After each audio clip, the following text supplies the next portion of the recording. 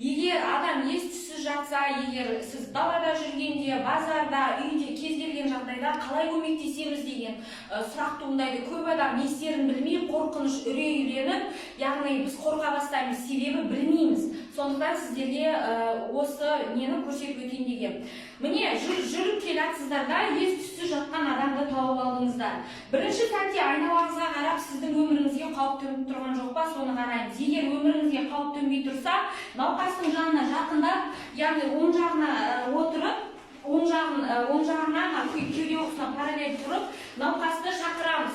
Мырза, кешіріңіз, сізге не болды? Тұрыңыз. Егер науқас жауап бермейтін болса, ес-түссіз жатыр деген сөз.